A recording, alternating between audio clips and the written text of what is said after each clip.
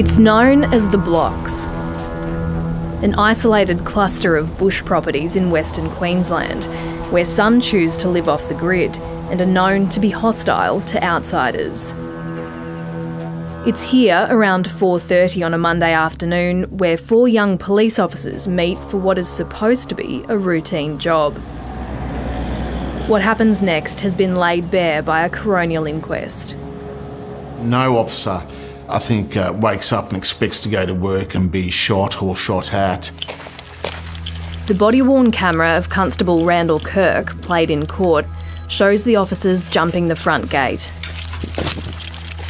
Their task is to find missing person Nathaniel Train, who's wanted for weapons offences. Constable Keely Bruff is only 8 weeks on the job and introduces herself to a fellow officer from a neighbouring station. Keely, Rachel, and Matt. She's our newest first year.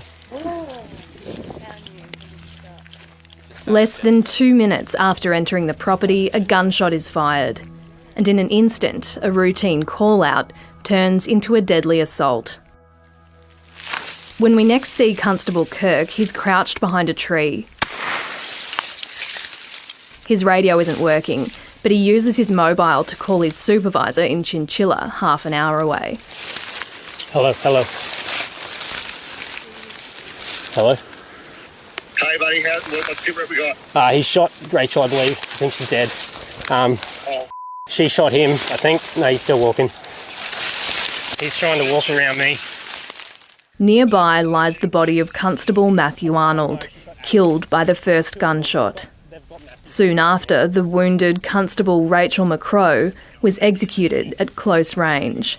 Keely Bruff has disappeared from sight. A few moments pass, then the killer advances to where Constable Kirk is hiding. Mate, do they know where you are? Yes, they do. Mate, can you, obviously scramble from tree to tree to try and retreat out of there? I'll try. To try and do that? I can try. Want me to do that? He makes a run for it.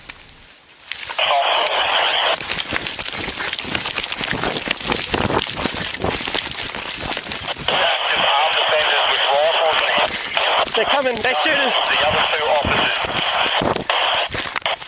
He makes it to the police vehicle about 100 metres away, under heavy fire.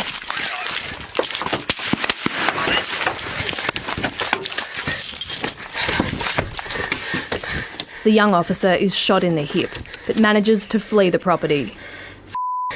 You good? Lost the shoe. I've got blood on my face. I don't know where I've been shot. When these incidents happen, it's not like on TV. I mean, it's a mad sense of overwhelming emotions of surprise, shock, fear. He was firing back with his Glock. Unfortunately, the offenders had rifles. It was an unfair firefight, that's what it was. Constable Kirk may be out of danger, but his colleague, Keely Bruff, remains hidden in scrubland, and she's being hunted. To draw her out, the assailants set a police car on fire. Around 10 minutes after the first gunshot, Constable Bruff calls 000, telling the operator she thinks she will die as the flames lick her feet.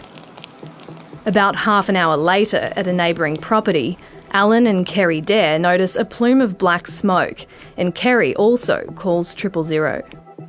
We're hearing what we're thinking is gunshots, but now we've got an electrical burning. We're on acreage out in Wieambilla. Do you think it might be 251? 251, yeah, we need a fire, please, now. I have police at Please, 251. My husband's going to pick the neighbour up and they're going to investigate closer.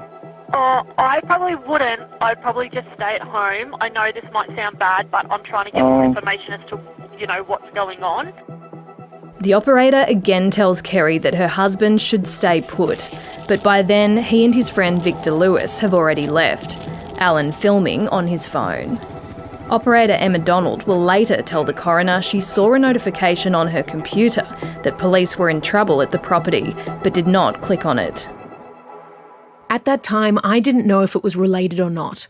We'd been told in our training that if we look into a job that isn't related, we'd most likely get in trouble for it, because it's technically snooping. But Alan doesn't know any of this, and he's already at the property. Ooh, what the hell is in that? Then another gunshot, and Alan is dead. When I rolled him over, I saw blood on his back, and having been a person who'd been around weapons all my life, I realised he'd been shot. And not knowing what was going on, it was time to leave there, get away from there. Just after 6:30 p.m, a team of police helped Constable Brough run to safety.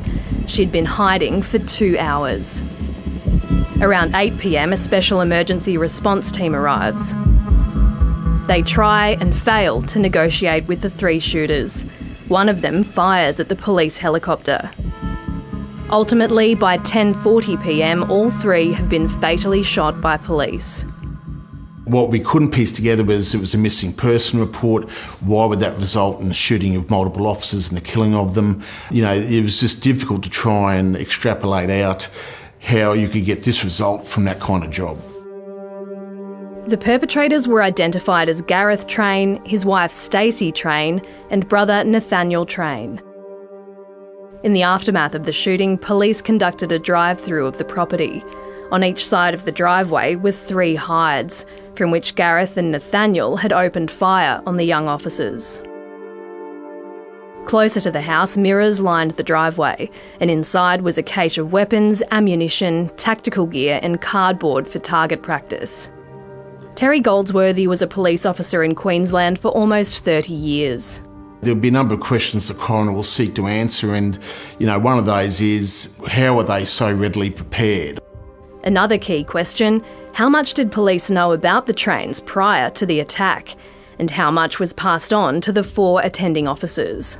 What was the briefing they got before they were tasked the job? Who tasked them the job? What were they told when they were tasked? Going to be crucial questions. In the coming weeks, the inquest will look at the motivation of the Trains. Nathaniel and Stacey Train were both successful teachers before quitting their jobs due to COVID vaccine mandates. Dozens of witnesses will retrace the trio's bizarre descent into a world of conspiracy theories that would culminate with Australia's first Christian fundamentalist terror attack. Nobody in my lifetime had ever experienced a pandemic. The stressors that introduced, the strains that created for many people led to the adoption of extremist explanatory frameworks by people who under other circumstances probably never would have gone near an extremist narrative or an extremist explanation for what they were seeing happen around them. Professor Michelle Grossman is an expert in violent extremism. She says the inquest will likely look at the limited options available to those who want to report concerning behaviour.